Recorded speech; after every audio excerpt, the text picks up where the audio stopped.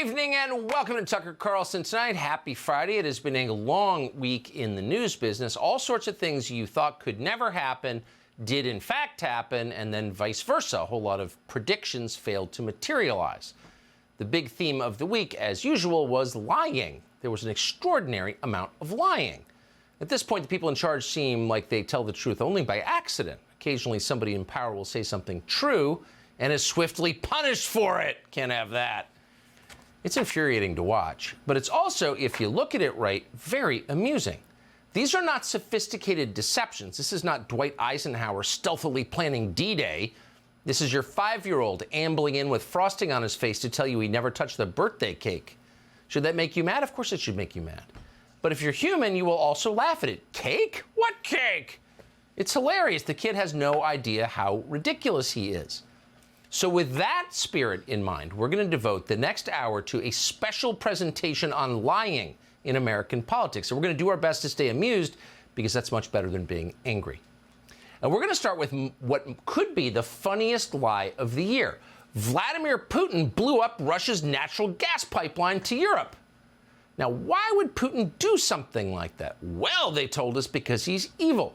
Putin is so evil that he murdered his own country's economy purely for the dark thrill of doing it. That's evil. It takes a bad man to declare war against himself. Next, Putin will be invading Moscow. So that was their story, the story the Biden administration told us. And then every single news organization in the country, with no exceptions at all, backed up the lie. Of course Putin did it. They lectured us. Don't ask questions or you're a Russian agent. There was, for a moment, a perfectly united front of falsehood on the question of what happened to Nord Stream. But it wasn't enough. The story was too absurd to stand, even by the standards of 2023. Anyone who thought about it for even a moment realized that, of course, Vladimir Putin didn't blow up his own pipeline. Why would he do that? The Biden administration blew up Vladimir Putin's pipeline. Of course. Joe Biden himself had promised on camera that he would do it. And then Biden officials publicly celebrated after it happened. So every rational person knew the truth. So after a few months, the people who lie for a living decided to make up a news story. Unfortunately, this one was even dumber and less believable. Okay, they conceded. Putin didn't do it. That was wrong. We'll admit it. It was not Putin who blew up the pipeline. It was the Ukrainians. But not the Ukrainians you're familiar with, the ones who are getting billions of American tax dollars every month. No. Not our Ukrainian friends. They would never do that. It was Ukrainians we've never met. It was rogue Ukrainians acting against Russia, but with no connection to the Biden administration whatsoever. These are good people fighting for a noble cause, but doing it entirely on their own without our assistance or knowledge. That's what the New York Times told us actually happened. And then everybody swallowed it. Watch CNN. In a separate but parallel story, we've been learning more, Kate, about the Nord Stream attack. You remember the Nord Stream pipeline back in September saw an explosion, a sabotage effort. It is the subject of an ongoing investigation by German authorities. According to New York Times report, they say that they believe that, according to sources, it may have been perpetrated by a group aligned with the aims of Kyiv, but not actually backed by Kyiv, not run by Kyiv, an independent group acting on its behalf and in its name. Totally independent. Now imagine if you found yourself repeating something that ridiculous on television. Here you have an explosion, a 3-part explosion that was part of a deep sea operation in the Baltic Sea, 300 feet underwater, that happened at exactly the moment that NATO war games are going on in the area. So you would think that there was probably some involvement from a military somewhere. But no, says the lady on the TV, repeating the New York Times. It was a shadowy, unnamed group of totally independent Ukrainians who happen to live in a country that the Biden administration runs and whose pensions are being paid for by you. Right, totally independent.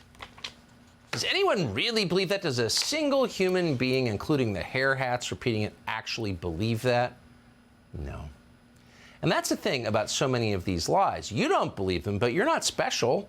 Nobody believes them, even the people repeating them. And nowhere is that more true than on the question of the climate emergency. Here's the climate emergency. That's what climate change is about.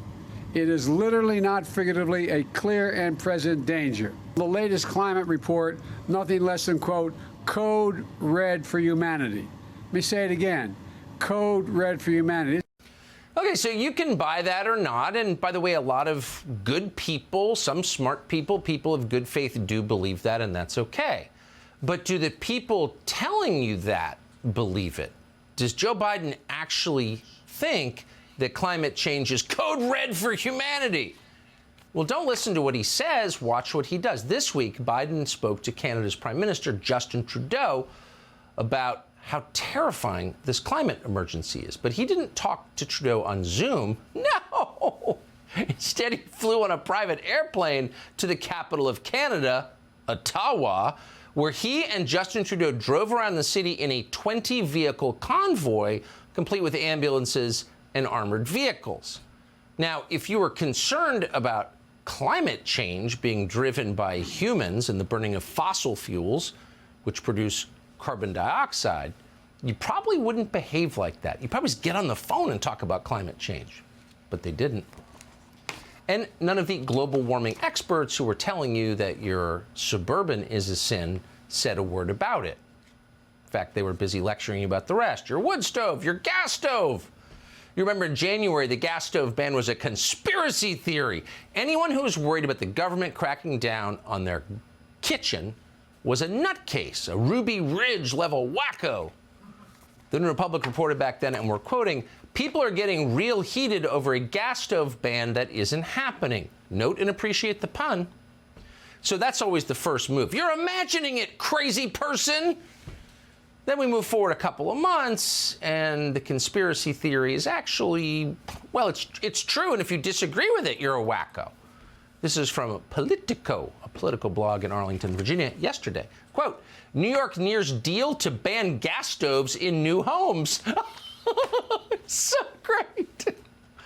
So they say something, if you take it seriously, it's your fault because it's not true, and then they tell you that, in fact, it is true, and if you don't agree with it, you're a criminal. You see this a lot. You're told something, you're required to believe something that's clearly false. And if you don't go along with it, you're banned from social media and harassed, and maybe you can't use Airbnb, and maybe if you keep talking, JP Morgan cancels your bank account. And then once you submit, they admit, actually, yeah, you're right. Now, you've seen this on a lot of different topics, but you never saw it more clearly at a more sustained pace than over the 3 years of COVID. Remember they told you, of course you remember because they told you every day, this was a pandemic of the unvaccinated. It is, as we've said, a pandemic and an outbreak of the unvaccinated. This is becoming a pandemic of the unvaccinated. As Dr. Walensky said on an earlier briefing today, this is really becoming a pandemic of the unvaccinated. Still a long way to go. The fact is, this has been a pandemic of the unvaccinated. Yeah, so we're going to use this global pandemic, which was a legitimate health threat, to push our political goals and to vilify and isolate and punish with law enforcement people who didn't vote for us. If you're trying to convince people to fear doctors and never go to the doctor again, this is exactly what you would do. And of course, that's the effect for millions of people. Faith in our medical system has evaporated because of their lying. And of course, we know they're lying because the vaccinated started getting COVID at a higher rate than people who exercised and ate well and maybe developed natural immunity. So in the face of that undeniable science, they had to change their talking points.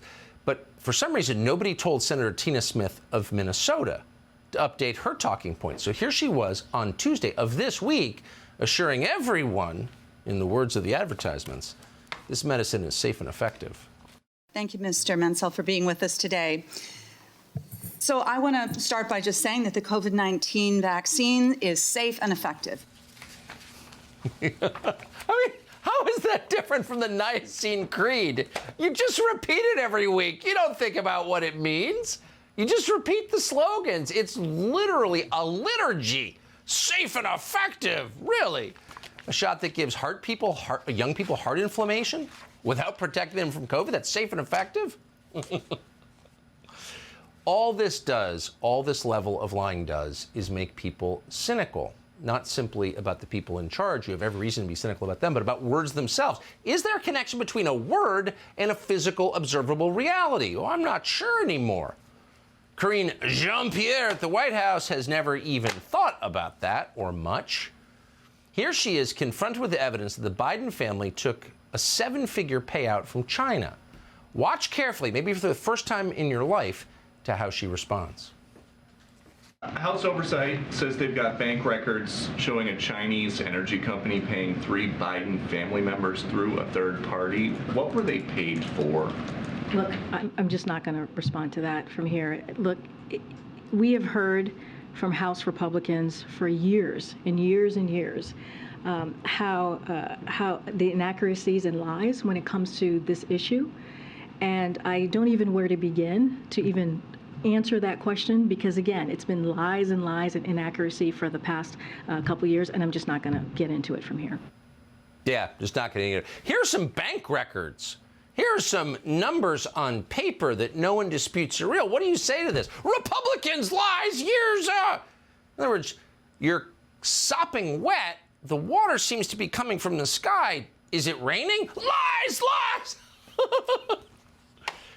Of course, that's their response. They always accuse you of exactly what they themselves are doing. Remember when they told you that John Fetterman was totally qualified to be a senator, and he had no debilitating mental issues whatsoever? In fact, he's way sharper than you are. Shut up, Dumbo.